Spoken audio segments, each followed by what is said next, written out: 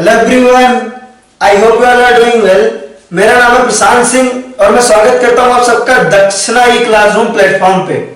तो गाइस, आज हम डिस्कस करने वाले केमिकल काइनेटिक्स का लेक्चर नंबर 9। लास्ट लेक्चर में यानी कि लेक्चर नंबर 8 में हमने डिस्कस किया था about collision theory and molecularity of reaction, right. तो आज के लेक्चर में हम उसी के आगे स्टार्ट करेंगे। लेक्चर स्टार्ट करूं उससे पहले आई होप आप सभी मस्त स्वस्थ एंड जबरदस्त होंगे, सोशल डिस्टेंसिंग मेंटेन कर रहे होंगे और अपने फैमिली का ध्यान रख रहे होंगे। तो स्टार्ट करेंगे आज का लेक्चर। हाथ में लीजिए पेन एंड पेपर, चेहरे पे रखिए एक बड़ी सी स्माइल, राइट, ठीक है।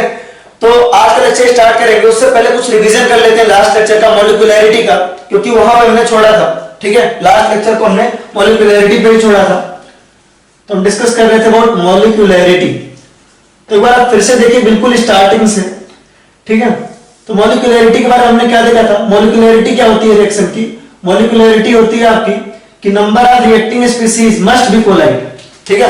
किसी भी रिएक्शन की मॉलिक्यूलैरिटी क्या होती है कि कितने रिएक्टिंग स्पीशीज आपके एक साथ कोलाइड करें, है ना, कि आपका रिएक्शन हो जाए।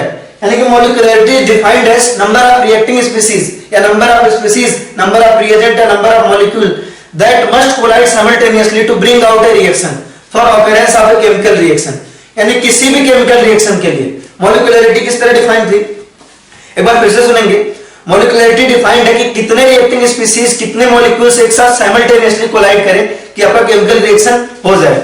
यानी कि नंबर ऑफ मॉलिक्यूल्स और रिएक्टिंग स्पीशीज और reagent must be collide to each other simultaneously to bring out a chemical reaction और for occurrence of a chemical reaction is called as molecularity. तो हमारा डेफिनेशन वाला पार्ट बिल्कुल clear है कि मॉलिक्यूलैरिटी होती क्या है, राइट। डेफिनेशन हमने अपने को अच्छे से मालूम है। फिर हमने देखा था एलिमेंट्री रिएक्शन के लिए या सिंगल स्टेप रिएक्शन के लिए।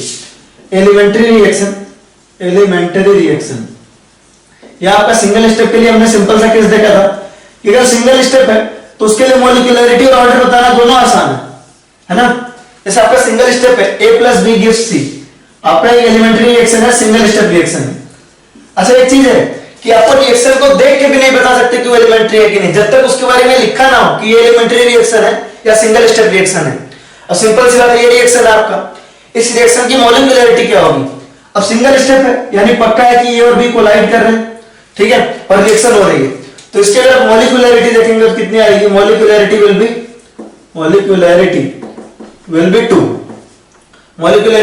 2, राइट। इसकी मॉलिक्यूलैरिटी कितनी आएगी? 2। लेकिन अगर आप रेट लॉ देखो तो रेट लॉ इसका कितना हो जाएगा? सिंपल सी बात है, अगर एक ही स्टेप है तो वही रेट डिटरमाइनिंग स्टेप होगा। तो आपका ए है के A * B, यानी कि जो इसका ऑर्डर आ जाएगा with respect to A1 with respect to B1, तो ऑर्डर विल बी 2। तो आपको ये बताया था कि लास्ट क्लास में बताया था कि एलिमेंट्री रिएक्शन के लिए जो मॉलिक्यूलैरिटी होती है और ऑर्डर ऑफ रिएक्शन दोनों क्या होता है? सेम होता है। तो मॉलिक्यूलैरिटी इज इक्वल टू ऑर्डर आ गया इसमें, मॉलिक्यूलैरिटी इज इक्वल टू इसमें क्या आ गया? ऑर्डर आ गया, राइट। जैसे फॉर एग्जांपल आपसे पूछा जाए 2A + B गिव्स C, इसकी मॉलिक्यूलैरिटी कितनी है? ये भी आपका सिंगल स्टेप रिएक्शन ही दिया हुआ है क्वेश्चन में। तो इसकी मॉलिक्यूलैरिटी होगी, दो मॉलिक्यूल्स आप एक कोलाइड कर रहे हैं, एक मॉलिक्यूल आप B के, तो टोटल 3 कोलिजन हो रही है साइमल्टेनियसली। तो इसकी मॉलिक्यूलैरिटी होगी आपकी 3। मॉलिक्यूलैरिटी क्या होगी? 3। मॉलिक्यूलैरिटी विल बी 3, राइट। इसकी मॉलिक्यूलैरिटी हो जाएगी 3। अगर आप रेट लॉ एक्सप्रेशन लिखोगे इसके लिए, रेट लॉ एक्सप्रेशन, तो रेट इज इक्वल टू आएगा आपका के A⁴ क्योंकि A की स्टोइचियोमेट्री यहां पे 2 है और B⁴1। सिंगल स्टेप के लिए आप रेट लिख सकते हैं, मैंने पहले बताया था। तो ऑर्डर क्या होगा आपका? ऑर्डर यहां से आ जाएगा आपका 3, क्योंकि सिंगल स्टेप की खास बात क्या है कि अगर एक ही स्टेप है तो वही स्लो है, वही रेट डिटरमाइनिंग स्टेप है। सिंगल स्टेप में आपका एक ही हो रहा है, तो जो स्टेप आपका होना वही क्या है? आपका RDS है, और RDS से तो अपने को आता है रेट लॉ लिखना, तो हमने लिख दिया। तो आपका सिंगल स्टेप रिएक्शन या एलिमेंट्री रिएक्शन के लिए molecularity is equal to order, right. अब नेक्स्ट देखेंगे आपका था मल्टी स्टेप रिएक्शन है, कॉम्प्लेक्स रिएक्शन। ये डिस्कस कर लिया था हमने लास्ट क्लास में, ओजोन वाला एग्जांपल लिया था हमने, मल्टी स्टेप रिएक्शन, ठीक है। अब एक दूसरा एग्जांपल लेते हैं, इससे रिलेटेड भी क्वेश्चन आपका प्रीवियस ईयर नीट में आ चुका है जो लेने वाले हैं। आपको एक रिएक्शन दिया कॉम्प्लेक्स रिएक्शन कि 2 molecules of NO react with 1 molecule of O2। किस ईयर में आया था एग्जैक्टली मुझे याद नहीं है, बट ऐसा क्वेश्चन आया था, गिव्स 2 NOF। इसके लिए मैकेनिज्म दिया था आपको, मैकेनिज्म दिया हुआ था। मैकेनिज्म क्या है आपका कि NO रिएक्ट करता है F2 के साथ और बनाता है क्या? NOF2 बनाता है। पहला, इसके लिए मैकेनिज्म दिया हुआ था कि NO रिएक्ट करता है आपके किसके साथ, F2 के साथ बनाता है NO F2। ये आपका फास्ट प्रोसेस, ये आपका क्या फास्ट है, ठीक है। नेक्स्ट में आपका क्या करता है, NOF2 जो है वो रिएक्ट करता है NO के साथ और क्या बनाता है, 2NOF बनाता है। ये आपका स्लो, ये आपका क्या है, स्लो। आपका इसमें मॉलिक्यूलरिटी और ऑर्डर बताना है। अब कॉम्प्लेक्स रिएक्शन के लिए मॉलिक्यूलरिटी डिफाइन नहीं होती, लेकिन अगर आपको फिर भी बताना है तो मॉलिक्यूलरिटी हमेशा स्टेप के लिए होती है। इस स्टेप के लिए मॉलिक्यूलरिटी देख सकते हो, इस स्टेप के लिए दे सकते हो, लेकिन हमको रिएक्शन का बताना है तो RDS को देखते हैं। किसको देखते हैं, RDS को देखते हैं। तो अगर आप मॉलिक्यूलरिटी देखोगे तो आएगी 2, मॉलिक्यूलरिटी कितनी आ रही है, 2। लेकिन अगर आप रेट लिखो तो rate will be equal to what, rate will be equal to K into NO into NOF2। अब देखो आपको पता है कि रेट लॉ एक्सप्रेशन में आपका रिएक्टेंट आ सकता है, प्रोडक्ट आ सकता है, कैटलिस्ट आ सकता है, लेकिन इंटरमीडिएट कभी नहीं आ सकता। तो इस इंटरमीडिएट को अपने को हटाना है। तो इस इंटरमीडिएट बना कहां से, इनसे बना। NO और F2 क्या आपके रिएक्टेंट है और ये आपका प्रोडक्ट है।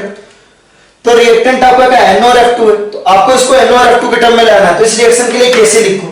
इस रिएक्शन के लिए अगर Kc लिखे तो इस रिएक्शन के लिए Kc आ जाएगा, इस रिएक्शन के लिए Kc आ जाएगा आपका NOF2 पे पावर अपॉन NO और यहां पे आ जाएगा आपका F2, ठीक है। तो आप इसको लिख सकते हो क्या, आप NOF2 का कंसंट्रेशन लिख सकते हो, concentration of NOF2 should be equal to Kc into NO into F2। तो NOF2 की जगह आप लिख सकते हो क्या, Kc into NO into F2। तो आप लिख दो यहां पे K into NO और NOF2 की जगह लिखा हमने Kc into NO into F2। तो ओवरऑल क्या हो जाएगा आपका K into Kc। K into Kc को एक अलग है ना कांस्टेंट डिफाइन कर देते हैं हम, K डैश। K भी आपका कांस्टेंट है, Kc भी आपका कांस्टेंट है, दोनों को मिलाकर हमने एक नया कांस्टेंट बनाया K डैश। और आप लिख सकते हो यहां पे NO पे स्क्वायर और F2। अब अगर ऐसा क्वेश्चन पूछा होता, सोच के देखो, अगर ऐसा क्वेश्चन पूछा होता कि इस पर्टिकुलर रिएक्शन के लिए है ना, इस पर्टिकुलर रिएक्शन के लिए A के रेस्पेक्ट में ऑर्डर क्या होगा, A के रेस्पेक्ट में ऑर्डर, सॉरी NOF2 के है ना, NO के रेस्पेक्ट में ऑर्डर क्या होगा इस पर्टिकुलर रिएक्शन के लिए। अगर आपसे पूछा होता कि NO के रेस्पेक्ट में ऑर्डर क्या होता, तो अगर आप जल्दबाजी में देखते तो आपको दिखाई देता कि रेट इज इक्वल टू क्या, NO into NOF2, है ना। तो NO के रेस्पेक्ट में ऑर्डर नजर आ रहा है 1, NO के रेस्पेक्ट में ऑर्डर नजर आ रहा है 1, लेकिन एक्चुअली NOF2 भी किस पे डिपेंड कर रहा है, आपका NO और F2 पे डिपेंड कर रहा है। तो आपने ओवरऑल अगर आपने सही से चेक किया तो यहां पे देखिए आपका NO के रेस्पेक्ट में ऑर्डर आया 2, तो यहां पे एरर के चांसेस है, इसको अच्छे से ध्यान रखें।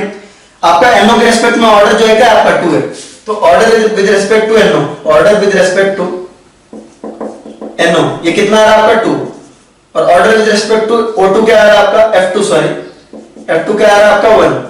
तो अगर आप जल्दबाजी में देखते हो तो NO के रेस्पेक्ट में ऑर्डर आप 1 बताते हैं, लेकिन एक्चुअली ये 2। तो ओवरऑल ऑर्डर इस रिएक्शन का अगर आप देखें, ओवरऑल ऑर्डर इस रिएक्शन की देखें आप तो 2 + 1, ओवरऑल ऑर्डर कितना आ रहा है आपका 3 आ रहा है।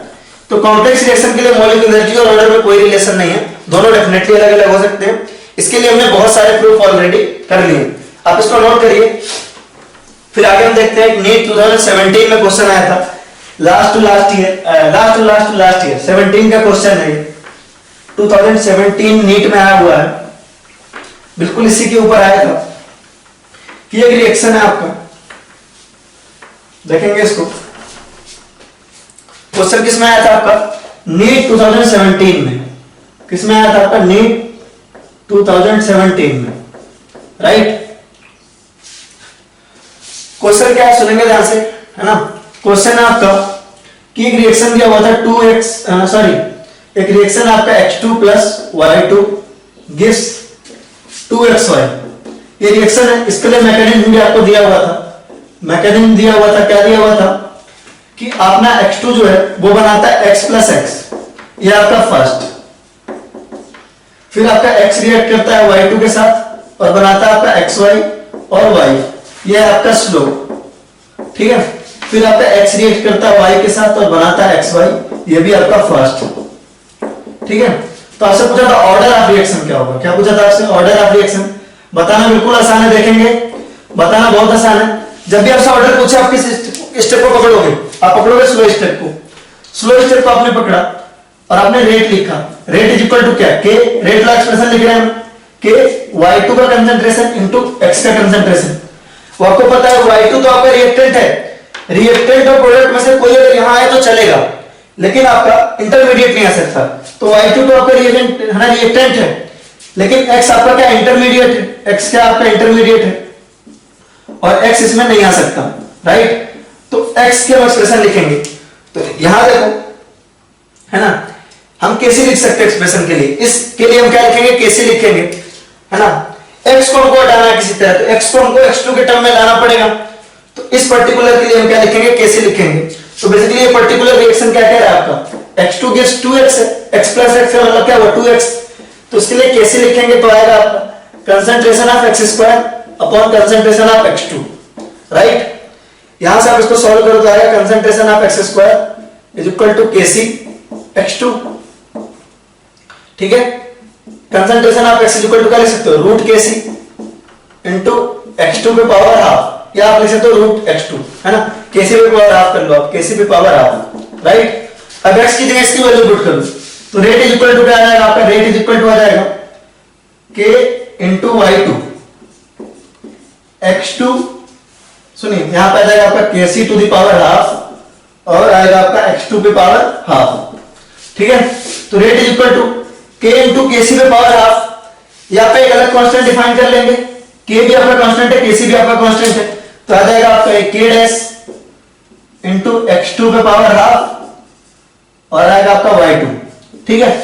तो ऑर्डर क्या आएगा, order with respect to, order with respect to Y2 आ जाएगा, order with respect to X2 देखते हैं पहले, order with respect to X2 क्या आएगा आपका half 0.5, order with respect to आपका Y2 आएगा 1 और ओवरऑल ऑर्डर क्या आएगा आपका, ओवरऑल ऑर्डर आ जाएगा आपका 1.5। It is as simple as that, काफी आसान है, ठीक है।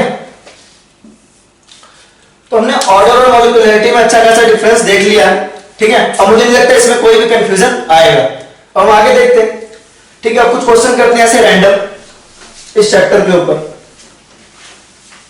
कि आपसे बोला एक रेट है ना, एक रिएक्शन है R1 मान लो, उस रिएक्शन को रिएक्शन 1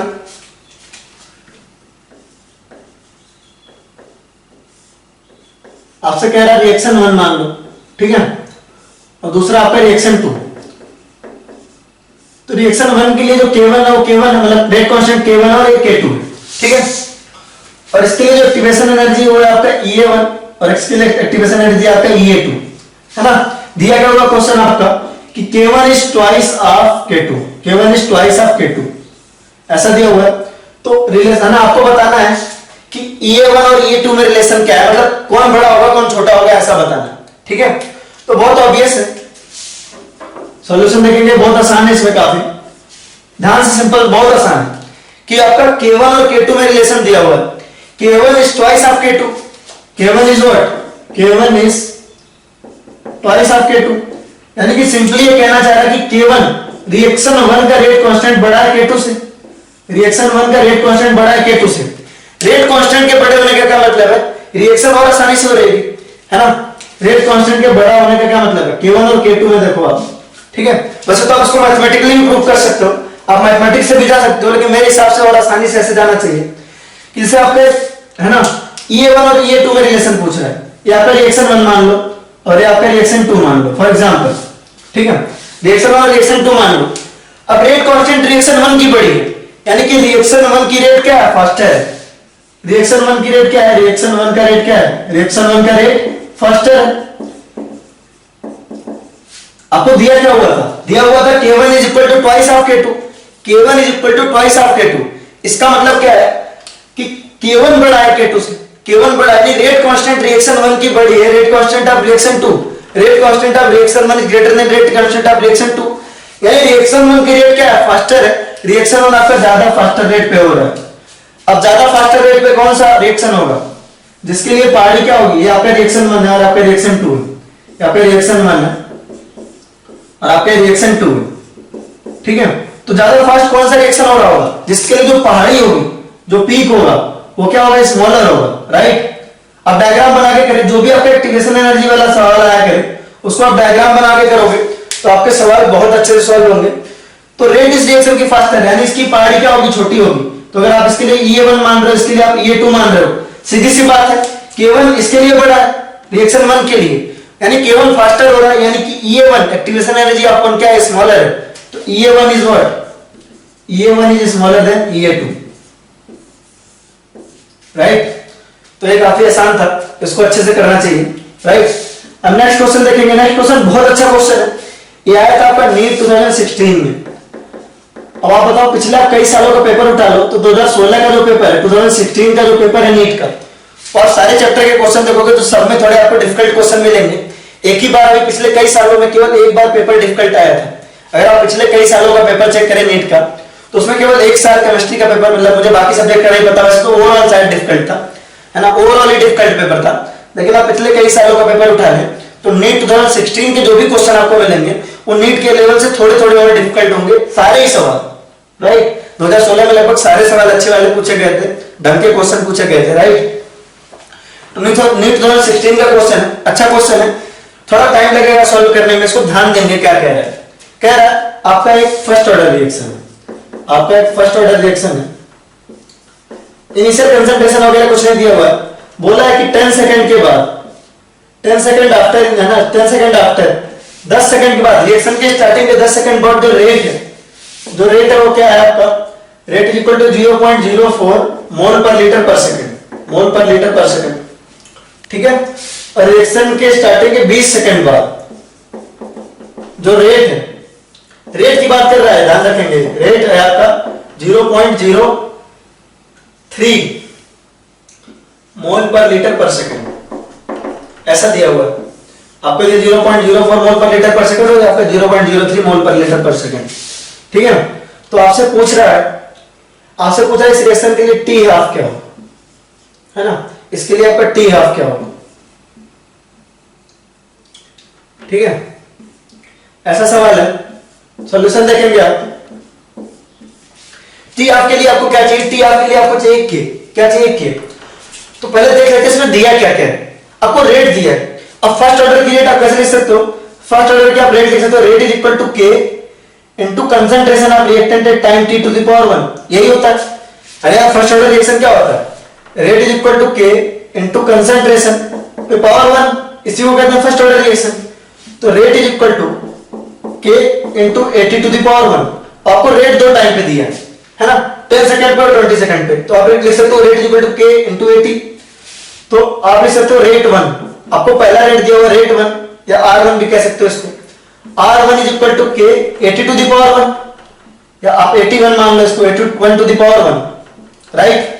रेट 1 क्या होगा, रेट 1 आपको एक रेट दिया है, 10 सेकंड आफ्टर रेट दिया आपको, टाइम t1 पे रेट जो है, टाइम t1 पे रेट R1 है, दैट इज इक्वल टू 0.04, तो आप लिख सकते हो rate 1 is equal to K into 80 to the power 1, 81 to the power 1 यानी 81, और रेट 2 क्या है आपका, के इनटू, देखो रेट 1 जो होगा 10 सेकंड आफ्टर जो रेट होगा वो होगा आपका K into concentration of A at time t1, और 20 सेकंड बाद जो रेट होगा R2 is equal to K into concentration of A at time t2, right. R1 is equal to, अरे आपको किसी टाइम पे रेट निकालना है, सपोज आपको किसी टाइम पे रेट निकालना है, तो आप क्या करोगे, rate is equal to K into उस टाइम पे रिएक्टेंट की जो कंसंट्रेशन है, आपको किसी टाइम पे रेट निकालना है तो आप लिखोगे rate is equal to K into, है ना, उस टाइम पे जो रिएक्टेंट की कंसंट्रेशन है दैट इज 80, तो आप लिखोगे R1 इज इक्वल टू, आपको t1 टाइम पे निकालना है तो R1 is equal to K into 81, और आपको t2 टाइम पे निकालना है तो R2 is equal to K into 82, ठीक है। तो आप अगर देखो यहां से लिखना चाहो तो लिख सकते हो R1 by R2 is equal to क्या आ जाएगा आपका, R1 by R2 is equal to हो जाएगा आपका 81 बाई 82, और आपका आ जाएगा R2 by R1 is equal to 82 by 81, ठीक है। अब इसकी जरूरत कहां पड़ेगी उसको देखते हैं। अब क्योंकि इनिशियल कंसंट्रेशन दिया नहीं है, पंगा इस बात की है कि इनिशियल कंसंट्रेशन दिया नहीं है, तो इसको देखेंगे तो आप लिख सकते हो k is equal to 2.303 upon t1 log a0 by 81, a0 by 81, t1 time पे इसको आप t1 लोगे, तो यहां से आप लिख सकते हो k t1 is equal to 2.303 log a0 by 81। अगर आप लिखना चाहो k is equal to t2 time पे लिखना चाहो तो आ जाएगा आपका, आप इसको इक्वेशन 1 मानो,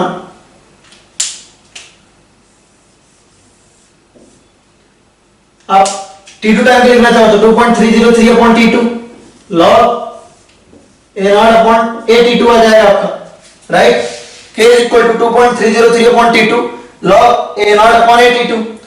यहां से अगर आप लिखना चाहो तो आपका आएगा KT2 is equal to 2.303 log A0 upon AT2, right. आपने लिखा, आपने इक्वेशन इसको माना 1, आपने इसको इक्वेशन माना 2, सॉरी इसको माना आपने 1 और इसको माना आपने 2। अब 2 में से क्या करो, सब्ट्रैक्ट कर दो, 2 में से सब्ट्रैक्ट कर दो, क्यों? क्योंकि इनिशियल कंसंट्रेशन नहीं दिया, हमको A0 हटाना है। हमारा पर्पस ये मैंने यहां तक अप्रोच कैसे लाया, क्योंकि हमको इनिशियल कंसंट्रेशन नहीं पता है, हमको इनिशियल कंसंट्रेशन A0 हटाना है, राइट। तो हम क्या करेंगे, KT2 माइनस KT1, हम 2 में से 1 माइनस कर रहे हैं, equal to 2.303 log A0 by AT2 minus 2.303 log A0 by AT1 आ जाएगा यहाँ, राइट। यहां से आप देखो क्या लिख सकते हो, KT2 minus T1। Initial concentration जब भी नहीं दे आपको हमेशा यही अप्रोच लगाना है, क्योंकि यहां से आपका A0 कैंसिल हो जाएगा, आप देख लेना अभी। तो यहां से 2.303 कॉमन ले लो तो आएगा आपका log A0 upon AT2 minus आएगा आपका log A0 upon AT1, right. इसको आपने नोट कर लिया हो तो आगे देखते हैं। अब देखो आप यहां से क्या लिख सकते हो, KT2 minus T1 is equal to आपका आएगा 2.303। अब देखो आप log A minus log B, log A minus log B को आप क्या लिख सकते हो, log A upon B। log A minus log B को आप क्या लिख सकते हो, log A upon log B, ऐसा लिख सकते हो आप, राइट। आपने इसको नोट कर लिया हो तो इसको मिटा देता हूं इधर वाला।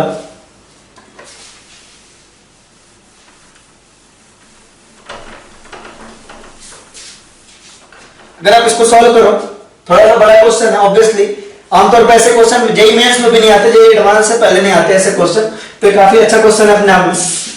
KT2 minus T1 is equal to 2.303। अब यहां पे आपका देखिए, ये आपका इधर आएगा तो ऐसे पलटी मार लेगा, तो आएगा log A0 अपॉन AT2, यहां पे T1 है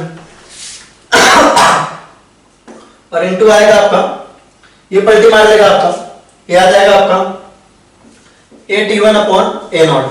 अब A0 से A0 कैंसिल हो गया, देखिए A0 से A0 कैंसिल हो गया, ये बल्ले बल्ले वाली सिचुएशन आ गई। तो आपको K is equal to 2.303, T2 minus T1 को हम इधर ला रहे हैं, T2 माइनस T1 को हमने इधर ले आया, ठीक है, is equal to log AT1 upon AT2, ठीक है, AT1 अपॉन AT2।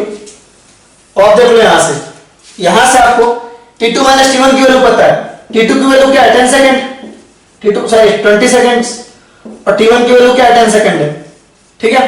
तो T2 माइनस T1 की वैल्यू क्या हो जाएगी, T2 माइनस T1 की वैल्यू हो जाएगी आपकी 10 second, right. T2 minus T1 की वैल्यू पता चल गई। अब AT1 अपॉन AT2 की वैल्यू क्या हो जाएगी, वो आपने भी निकाला था, R1 by R2 था। AT1 अपॉन AT2 की वैल्यू क्या थी, R1 by R2 थी, और आपको रेट 1 और रेट 2 दोनों की वैल्यू पता है, R1 की वैल्यू पता है, R2 की वैल्यू पता है, यानी कि आप क्या लिख सकते हो, आप लिख सकते हो K इज इक्वल टू 2.303, ठीक है। T2 माइनस T1 की वैल्यू क्या है 10 सेकंड है, into log AT1 by AT2 क्या है आपका R1 by R2 है, आपको R1 की वैल्यू पता है ना, R1 by R2। अब हमको R1 की वैल्यू पता है, हमको R2 की वैल्यू पता है, हमको T2 माइनस T1 की वैल्यू पता है, तो यहां से हमारा निकल जाएगा K, और K निकलते ही हमको T हाफ पता चल जाएगा। T हाफ क्या होता है आपका, T half is equal to 0.693 upon K, ये हमारा T हाफ की वैल्यू है, राइट। तो आसान है, थोड़ा सा लंबा क्वेश्चन है लेकिन कॉन्सेप्ट में कोई दिक्कत नहीं है। तो वो इतनी मैथमेटिक्स है इस चैप्टर में, मैथमेटिक्स खूब सारी है, तो अगर थोड़ी थोड़ी प्रॉब्लम आपको हो रही होगी, लेकिन अगर आपको मैथमेटिक्स आती है तो इस चैप्टर बिल्कुल लल्लू चैप्टर माना जाता है। अगर आप मैथमेटिक्स जिनको आती है वो इस चैप्टर को सबसे आसान मानते हैं, सबसे इजी चैप्टर्स में से एक मानते हैं, राइट, काफी इजी है। चलो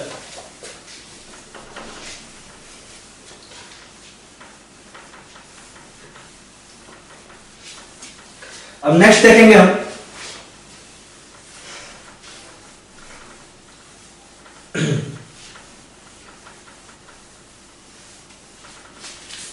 नेक्स्ट अगर जैसे मान लो हमसे कह रहा है, हमको एक चीज पता है कि k इज इक्वल टू क्या होता है, k इज इक्वल टू होता है e, मतलब ऐसे जनरल बता रहा हूं आपको, क्वेश्चन के फॉर्म में मिल सकता है a e to the power minus ea upon rt है, ठीक है। अब मान लो आपसे बोला t is equal to infinite put करो, आप क्या करो, t is equal to infinite put करो, यानी टेंपरेचर की वैल्यू इनफाइनाइट, आपने टेंपरेचर बहुत ज्यादा कर दिया, टेंपरेचर क्या कर दिया, बहुत ज्यादा कर दिया। अब अगर आपको पता 1 बाय इनफाइनाइट की वैल्यू क्या होगी, 0, 1 बाय इनफाइनाइट की वैल्यू। अगर आपका t इनफाइनाइट है, आपका t टेंडिंग टू इनफाइनाइट है, ठीक है, अगर आपका t टेंडिंग टू इनफाइनाइट है, अगर 1 बाय t, सुनिए 1 बाय t में आपका t टेंडिंग टू इनफाइनाइट है, तो 1 बाय t किस चीज का टेंडिंग होगा, 1 बाय t टेंडिंग टू 0 होगा। इतनी पता होनी चाहिए हर बात कि 1 अपॉन अगर कोई चीज है वो इनफाइनाइट है, 1 upon t tending to infinite है, जो आपका sorry t tending to infinite है, जैसे मान लो आपसे बोला गया कि t क्या आपका इनफाइनाइट पे टेंड कर रहा है, ठीक है, t आपका इनफाइनाइट है, तो अगर आप 1 बाय t देखोगे तो 1 बाय t टेंड करेगा किसको, 0 को। अगर t की आप वैल्यू बहुत बड़ी ले लो, इनफाइनाइट जितनी बड़ी ले लो, ठीक है, देखो सिंपल सी बात, मैं आपको बिल्कुल इजी वे में समझाता हूं। 1 बाय 2 लिया आपने, तो ये कितना आएगा आपका 0.5, आपने 1 बाय 20 लिया तो आएगा ये 0.05, आपने 1 बाय 100 लिया तो आएगा 0.01, आपने 1 बाय 1000 लिया तो आएगा आपका 0.0001, अगर आपने 1 बाय 10,000 लिया तो आएगा आपका 0.00001, आपने यहाँ पे 1 बाय 1 लाख लिया मान लीजिए तो आएगा आपका 0.00001, ठीक है, आपने यहाँ पे 1 बाय 10 लाख लिया, ठीक है, तो आएगा 0.0000001 आ जाएगा, ऐसा आ जाएगा। तो आप देख रहे हैं नीचे वाली क्वांटिटी 1 बाय, देखिए ये वाली क्वांटिटी जैसे जैसे बढ़ती जा रही है, ये वाली क्वांटिटी अल्टीमेट घटती जा रही है, तो अगर आप इसको इनफाइनाइट मान लो कि इनफाइनाइट तक बढ़ती जाएगी तो इस वैल्यू को आप 0 मान सकते हो। तो अगर आपका t इनफाइनाइट को टेंड कर रहा है तो 1 बाय t किसको टेंड करेगा, आपका 0 को, ठीक है। तो अगर आपने k is equal to t infinite को टेंड कर रहा है तो आप मान सकते हैं कि ea बाय rt किसको टेंड कर रहा होगा, आपको ea बाय rt टेंड कर रहा होगा 0 को, 1 बाय t वाली क्वांटिटी किसको टेंड कर रही होगी, आपकी 0 को, तो ये 0 को टेंड करेगी। तो आप क्या लिख सकते हो यहाँ से k, अगर आपका t टेंडिंग टू इनफाइनाइट है तो आप लिख सकते हो यहाँ पे k is equal to a e to the power, अब 0 है, 0 में क्या प्लस क्या minus, e to the power 0, और किसी भी क्वांटिटी में पावर 0 की वैल्यू होती है 1, तो यहां से आएगा k is equal to a। अगर आपका t इनफाइनाइट को टेंड कर रहा है तो k की वैल्यू क्या है आपका, a के इक्वल है, राइट। इसको आप नोट करिए, फिर आगे बढ़ेंगे। अब जैसे मान लो आपसे ऐसा कुछ कहा जाए, वैसे तो ये सवाल करवाना नहीं चाहिए जो आपसे करवा रहा है ना, लेकिन देखिए मान लीजिए आपका एक क्वेश्चन है, क्वेश्चन नहीं है मतलब एक कॉन्सेप्ट, इसको समझिए कि आपका रिएक्टेंट प्रोडक्ट दे रहा है, क्या कर रहा है, आपका रिएक्टेंट प्रोडक्ट दे रहा है, तो हम इंटरेस्टेड है एक्टिवेशन एनर्जी, हेडिंग डालिए activation energy for reverse reaction, activation energy for reverse reaction, बहुत इजी है। जब भी ऐसा कुछ पूछे आपसे याद रखिए हमेशा डायग्राम बना के करेंगे तो इजी आएगा, हमेशा डायग्राम बनाइए, डायग्राम बना के करेंगे हमेशा आपका सही होगा, वरना माइनस प्लस के चक्कर में गलत होने के चांसेस है। डायग्राम बना के करेंगे तो सही होगा, अगर आप डायग्राम बना के नहीं करेंगे तो प्लस माइनस साइन की गलती में आपको गलत होने के चांस है, तो इसके लिए डायग्राम जरूर बनाएं। अब बहुत सिंपल सी बात है कि दोनों के लिए कर लेते हैं, एंडोथर्मिक ले लेते हैं, एक एंडोथर्मिक रिएक्शन ले लेते हैं, एक एक्सोथर्मिक रिएक्शन ले लेते हैं। एंडोथर्मिक रिएक्शन है और एक हमारा एक्सोथर्मिक रिएक्शन है। क्या हमारा एक्सोथर्मिक रिएक्शन है? अब जैसे मान लो आपसे बोला कि ये आपका एंडोथर्मिक का क्या मतलब हुआ, एंडोथर्मिक का मतलब हुआ आपका खुद एनर्जी देनी पड़ रही है आपको, राइट। तो एंडोथर्मिक रिएक्शन किस तरह का होता है, इसका प्लॉट इस तरह का होता है, ठीक है। एंडोथर्मिक रिएक्शन का प्लॉट इस तरह होता है, प्रोडक्ट की एनर्जी ज्यादा होती है। एंडोथर्मिक रिएक्शन में क्या होता है, आपके प्रोडक्ट की एनर्जी ज्यादा होती है, रिएक्टेंट की एनर्जी कम होती है, आपको एनर्जी देनी पड़ती है यहां तक पहुंचाने के लिए, राइट। तो आपका डेल्टा एच इसका क्या होता है, पॉजिटिव होता है। डेल्टा एच क्या होता है आपका, इसका पॉजिटिव होता है। तो जैसे मान लीजिए, ठीक है, ध्यान देंगे इसको अच्छे से, ठीक है। तो अगर आपसे पूछा था कि है ना फॉरवर्ड रिएक्शन के लिए, जो फॉरवर्ड रिएक्शन के लिए ईएएफ क्या आपका activation energy for forward reaction, activation energy for forward reaction, और ये भी क्या आपका activation energy for backward reaction,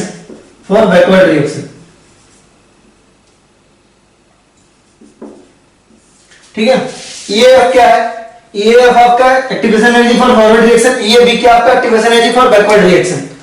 अब वो क्लियरली दिख रहा है कि फॉरवर्ड रिएक्शन के लिए जो एक्टिवेशन एनर्जी है वो कितनी है। हमेशा डायग्राम बना के करें, याद रखें, हमेशा डायग्राम बना के करें कि जो आपका फॉरवर्ड रिएक्शन है उसके लिए एक्टिवेशन एनर्जी क्या है आपका, उसके लिए एक्टिवेशन एनर्जी है आपका EAF है। लेकिन अगर आप बैकवर्ड रिएक्शन देखें, अगर आपको प्रोडक्ट से रिएक्टेंट ले आना है, मान लीजिए कैसा रिएक्शन है, बैकवर्ड रिएक्शन का मतलब प्रोडक्ट से आपका रिएक्टेंट बन रहा है, मतलब P गिव्स R, और फॉरवर्ड रिएक्शन का मतलब क्या, R गिव्स P। तो P गिव्स R के लिए अगर आप देखें एक्टिवेशन एनर्जी की वैल्यू देखें तो वो सिर्फ इतनी है, वो सिर्फ कितनी है आपकी, वो सिर्फ इतना है। देखिए ये आपका EAB हो गया, राइट, EAB हो गया। तो अगर आप यहां से देखो तो आप लिख सकते हो कि ये जो एनर्जी है वो इन दोनों के सम के इक्वल है। एक्टिवेशन एनर्जी क्या है, EAF, activation energy of forward reaction is equal to activation energy of backward reaction plus modulus ले लिया करो, मॉड में ले लिया करो, साइन हटा के आप हमेशा ये लिया करो, ठीक है, साइन वाइन का झंझट ही खत्म। तो आप देखो एक्टिवेशन एनर्जी क्या है, फॉरवर्ड रिएक्शन की ज्यादा है, अगर आप बैकवर्ड रिएक्शन के लिए एक्टिवेशन एनर्जी जोड़ो उसको डेल्टा एच से तो इसके इक्वल आएगा। तो activation energy of forward reaction is equal to activation energy of backward reaction plus delta H, right. अगर आप बात करो दोनों में बड़ा कौन सा है, तो आप देखोगे activation energy for forward reaction is greater than activation energy of backward reaction. It is as simple as that, right. अगर आपसे पूछा जाए, ठीक है, चलिए इसका हम क्वेश्चन भी करेंगे कुछ। अब मान लीजिए आप एक्सोथर्मिक रिएक्शन के लिए देखें, आप किसके लिए देख रहे हैं, एक्सोथर्मिक रिएक्शन के लिए देख रहे हैं। एक्सोथर्मिक रिएक्शन के लिए क्या होगा आपका, एक्सोथर्मिक में आपका प्रोडक्ट ज्यादा स्टेबल होता है, तो यहां डेल्टा एच नेगेटिव आ जाएगा, डेल्टा एच क्या आएगा, नेगेटिव आएगा। तो नेगेटिव पॉजिटिव का झंझट ही घटाना है आपने को। अगर आपसे बोला जाए कि यहां पे देखिए EF फॉरवर्ड रिएक्शन की एक्टिवेशन एनर्जी कितनी है, तो वो कितनी है आपकी, इतनी है EF। और बैकवर्ड रिएक्शन के लिए देखिए, अगर फॉरवर्ड रिएक्शन के लिए देखें तो यहां से यहां आ रहा है, तो इसकी एक्टिवेशन एनर्जी इतनी है। लेकिन अगर आप बैकवर्ड रिएक्शन के लिए एक्टिवेशन एनर्जी देखें तो वो इतनी है, activation energy for backward reaction. इस केस में आपका activation energy for backward reaction is greater than activation energy of forward reaction, right. याद रखिए, इसमें रखने जैसा कुछ नहीं, बहुत सिंपल सी बात है ना। यहां से आपको पहाड़ी ज्यादा चढ़नी पड़ रही है, यहां से आपकी एक्टिवेशन एनर्जी क्या है, हाई है, यहां से आपको पहाड़ी कम चढ़नी पड़ रही है, तो यहां से एक्टिवेशन एनर्जी क्या है आपकी, लो है। तो अगर आप लिखना चाहो, मैंने बोला आप नेगेटिव पॉजिटिव के सिंबल को मारो गोली, हमेशा उसको पॉजिटिव करके लिखो, तो आप ऐसा कह सकते हो कि इसको और इसको ऐड कर दे तो ये आएगा। तो आप यहां से लिख सकते हो कि activation energy for backward reaction is equal to activation energy of forward reaction plus delta H mod में रखना इसको, ठीक है, ताकि नेगेटिव वजह से घटे वटे नहीं। आपको पता है क्या है, ये वाला आपको ऐड करना डायरेक्टली, ये वैल्यू आपको क्या करनी, अगर ये वाली वैल्यू आप इसमें ऐड करो सीधा EF में, तो आपका क्या आ जाएगा, EAB आ जाएगा, राइट। तो इतना हो जाएगा, ठीक है। चलो इसको हम कुछ क्वेश्चन भी कर लेते हैं, छोटे मोटे एक दो, इसको आप नोट कर लो, फिर आगे बढ़ते हैं।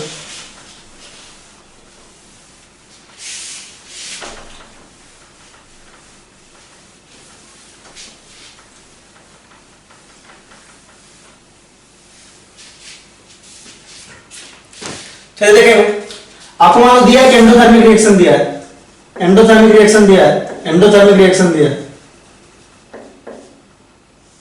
ठीक है। आपको क्या दिया, एंडोथर्मिक रिएक्शन दिया है, रिएक्टेंट से प्रोडक्ट जाने में इस रिएक्शन का डेल्टा एच दिया है आपको, डेल्टा एच दिया है सपोज 5 किलो जूल पर मोल, 5 किलो जूल पर मोल ऐसा दिया हुआ, ठीक है। और एक्टिवेशन एनर्जी दिया है इस रिएक्शन के लिए कितना, एक्टिवेशन एनर्जी दिया आपका 25 किलो जूल पर मोल, राइट। तो आपसे पूछ रहा है कि activation energy for product give reactant कितना होगा, यानी कि आपसे बैकवर्ड रिएक्शन के लिए एक्टिवेशन एनर्जी पूछ रहा है। तो मैंने बोला हमेशा डायग्राम बनाया करो, ठीक है। आपको दिया एंडोथर्मिक रिएक्शन, यानी कैसा होगा आपका एंडोथर्मिक रिएक्शन, कुछ इस तरह से होगा कि आपके रिएक्टेंट की एनर्जी कम होगी प्रोडक्ट से, ऐसा आएगा आपका, या आपका रिएक्टेंट या आपका प्रोडक्ट। ये आपका क्या है, एंडोथर्मिक रिएक्शन है ना। आपको रिएक्टेंट से प्रोडक्ट के लिए डेल्टा एच दिया हुआ है, इसकी वैल्यू दी है, डेल्टा एच की वैल्यू दी हुई है, कितना दिया हुआ है 5 किलोजूल पर मोल दिया हुआ है, 5 किलोजूल पर मोल दिया हुआ है। आपको रिएक्टेंट से प्रोडक्ट के लिए एक्टिवेशन एनर्जी दिया है, फॉरवर्ड रिएक्शन के लिए एक्टिवेशन एनर्जी दिया हुआ है, वो आपका इतना है, ठीक है। एंडोथर्मिक रिएक्शन यानी प्रोडक्ट की एनर्जी क्या होगी आपकी, ज्यादा होगी, राइट। तो देखेंगे इसको, ये वैल्यू आ जाएगी आपकी 25 किलोजूल पर मोल, कितने आ जाएगी आपकी 25 किलोजूल पर मोल आ जाएगी, राइट। ये आपको दिया हुआ है ना। फॉरवर्ड रिएक्शन के लिए आपको एक्टिवेशन एनर्जी दिया हुआ है, राइट। फॉरवर्ड रिएक्शन के लिए आपको एक्टिवेशन एनर्जी दिया हुआ है, ये आपका 25 किलोजूल पर मोल, 25 किलोजूल पर मोल दिया हुआ है। बैकवर्ड रिएक्शन के लिए निकालना, आपको ये वैल्यू निकालनी है, ये वैल्यू आपको क्लियरली दिख रहा है, activation energy for backward reaction है, यही निकालना आपको। ये वैल्यू ऑब्जेक्टली दिख रहा है आपको, 25 में से क्या माइनस करना, 5 माइनस करना है, बट इसको लिखना चाहो तो लिख सकते हो EAB प्लस 5 गिव्स 25। तो यहां से activation energy for backward reaction क्या आ जाएगा आपका 20 आ जाएगा, राइट। एक आपको और क्वेश्चन पूछा था, AIPMT 2010 में पूछा था, AIPMT 2010 में पूछा था, ठीक है। क्वेश्चन अच्छे सुनेंगे, इसी के ऊपर बेस्ड था कि आपका एक एंडोथर्मिक रिएक्शन, एंडोथर्मिक रिएक्शन है, ठीक है। एंडोथर्मिक रिएक्शन के लिए पूछा था, एंडोथर्मिक रिएक्शन को कैसे लिख सकते हो, एंडोथर्मिक रिएक्शन को आप इस तरह कुछ लिख सकते हो, ये आपका क्या है डेल्टा एच है, ये आपका क्या है डेल्टा एच है। एंडोथर्मिक रिएक्शन के लिए पूछा था, जो एक्टिवेशन एनर्जी की वैल्यू है, एक्टिवेशन एनर्जी की वैल्यू है वो डेल्टा एच से ज्यादा होगा, डेल्टा एच से कम होगा, या आपका डेल्टा एच से बराबर होगा, या आपका पूछा था एक्टिवेशन एनर्जी 0 होगा। ऑप्शन ऐसा दिया हुआ था, ये 2010 में आया था, 2010 में आया था क्वेश्चन, A, B, C और D, राइट, ये पूछा हुआ था। तो बहुत ऑब्वियस है कि देखो एक्टिवेशन एनर्जी क्या होती है, पहाड़ी होती है ये वाली, ठीक है। अब ध्यान देंगे आप, ये वाली आपकी पहाड़ी, एक्टिवेशन एनर्जी क्या है आपकी, कम से कम इतनी तो है, ये आपका क्या एक्टिवेशन एनर्जी है ये, और डेल्टा एच आपका ये, तो एक्टिवेशन एनर्जी हमेशा डेल्टा एच से एंडोथर्मिक के केस में क्या ज्यादा है, तो activation energy should be greater than delta H, ये आपका डायरेक्ट होगा। बहुत सिंपल क्वेश्चन आते हैं इस टॉपिक से, लेकिन आते हैं बहुत, है ना। 1994 में भी एक क्वेश्चन आया था, उसको देखते हैं। 1994 में भी एक क्वेश्चन आया था,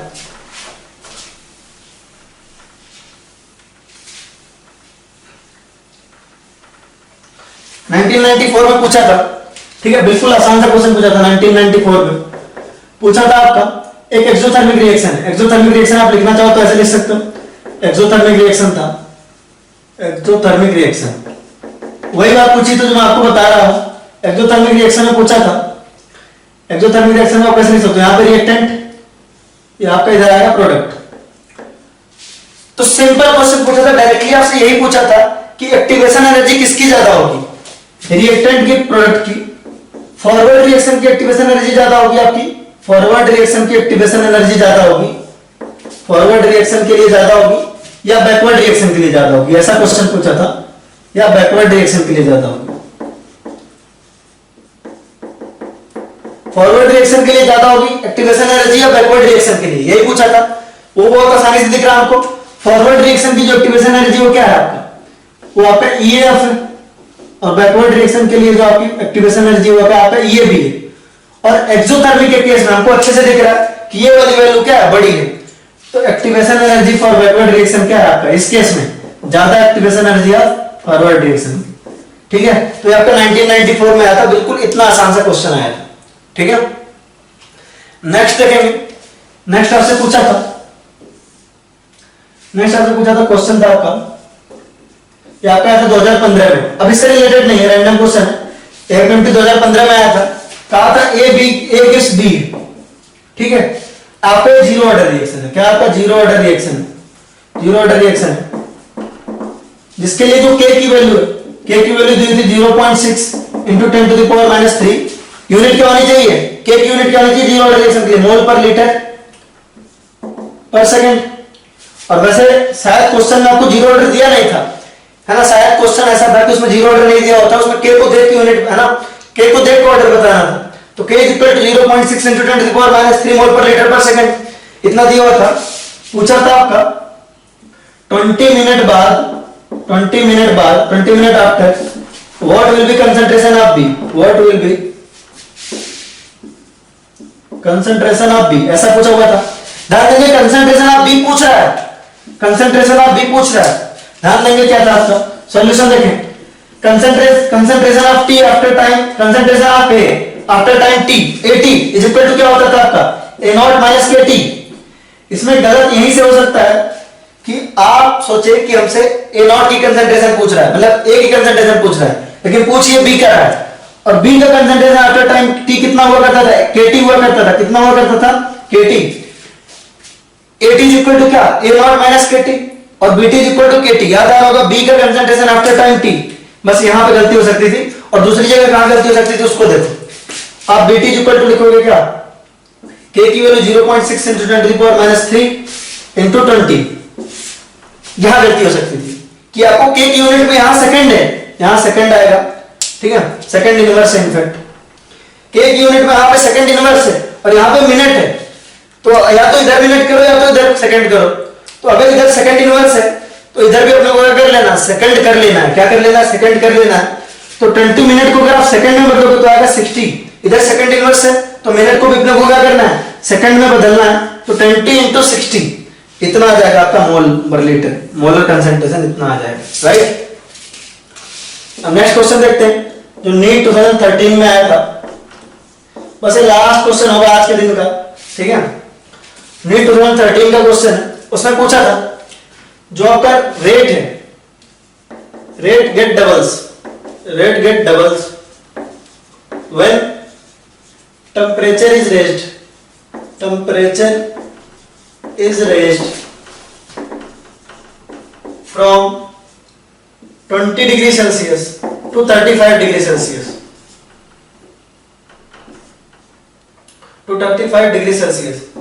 Calculate एक्टिवेशन एनर्जी। इस रिएक्शन के लिए एक्टिवेशन एनर्जी बतानी है। क्या आपका रेट डबल हो जाता है, ठीक है। और आपको पता है जो रेट होता है, ठीक है, जो रेट होता है वो डायरेक्टली प्रोपोर्शनल होता है के। रेट आपका रेट कांस्टेंट के डायरेक्टली प्रोपोर्शनल हो जाता है ना, होता है। रेट आपका रेट कांस्टेंट के डायरेक्टली प्रोपोर्शनल होता है। किसी भी रिएक्शन के लिए देखो तो रेट क्या होता है, जीरो ऑर्डर के लिए रेट इक्वल टू के, फर्स्ट ऑर्डर के लिए रेट के इनटू ए, सेकंड ऑर्डर के लिए रेट के इनटू ए स्क्वायर। तो रेट और रेट कांस्टेंट में जो रिलेशन है वो आपका डायरेक्टली प्रोपोर्शनल है, तो रेट आपका डबल हो जा रहा है, ठीक है। तो आपका आप लिख सकते हो R2/R1, R2/R1 is equal to लिख सकते हो आप K2/K1, R2/R1 is equal to क्या लिख सकते हो आप K2/K1। सिंपल सी बात है, क्योंकि रेट और K में, रेट कांस्टेंट में आपका डायरेक्टली प्रोपोर्शनल का रिलेशन है, डायरेक्टली प्रोपोर्शनल, ठीक है। तो K2/K1 है यहाँ पे, R2/R1 is equal to K2/K1, और रेट आपका डबल हो जा रहा है। तो R2/R1 की वैल्यू क्या है, 2। R2/R1 की वैल्यू क्या है, 2। R2/R1 की वैल्यू है 2। सिंपल देखो, आप समझो क्वेश्चन को।